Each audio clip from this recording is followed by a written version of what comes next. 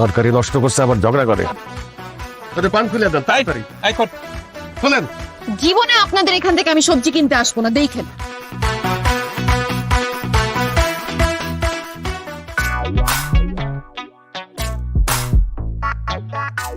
এইসব আমি কি শুনলাম বৌমা?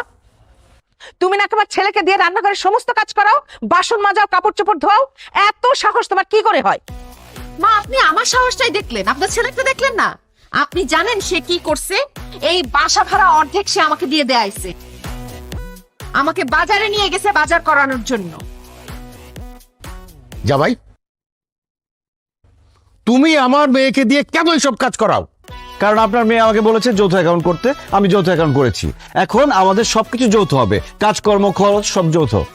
বুঝতে পারছি, এই যৌথ অ্যাকাউন্ট সব নষ্টের মূল। শাহিন, আর কোনো যৌথ অ্যাকাউন্ট থাকবে না। কালকে যৌথ অ্যাকাউন্ট ভেঙে ফেল। তোর যেটা পার্সোনাল অ্যাকাউন্ট আছে সেটাই তুই ব্যবহার কর। এখন থেকে যৌথ অ্যাকাউন্ট বন্ধ।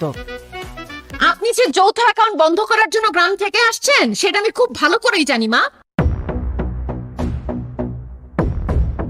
আপনার ছেলে যেই কয় টাকা কামায় সবকিছু তো গ্রামে পাঠায় দেয়, আর এখন আমার সিগনেচার ছাড়া তো সে গ্রামে পাঠাইতে পারতেছে না। এর জন্য যৌথ অ্যাকাউন্ট বন্ধ করতে আপনি চাচ্ছেন, এর জন্য গ্রাম থেকে নাচতে নাচতে আপনি চলে আসছেন, তাই না? কিন্তু এই যৌথ অ্যাকাউন্ট বন্ধ হবে না, এটা চলছে, চলবে। নাদিয়া, খবরদার, আমার মাকে আর একটা বাজে কথা বলে কিন্তু খুব খারাপ হয়ে যাবে। খারাপ করবা তুমি? কি খারাপ করবো? এই দাদিয়া চুপ। বাবা মা ছেলে মেয়েদেরকে কষ্ট করে লালন পালন করে, তাদের লেখাপড়া শেখায়, বড় করে। তারপরে সেই সন্তানরা বড় হয়ে যখন চাকরি বাকরি করে সেই টাকাটা বাবা মাকে দিবে না তো কাকে দিবে?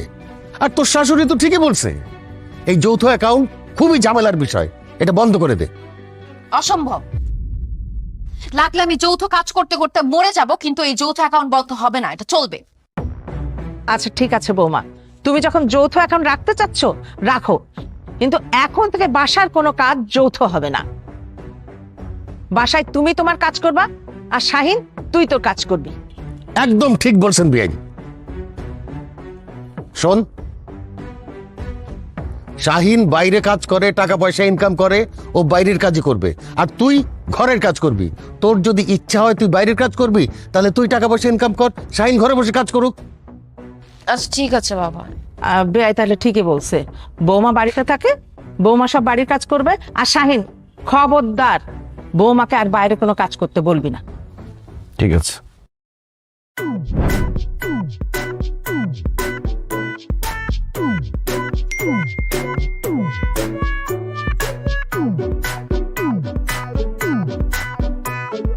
Your salary is credited by 80,000 টাকা।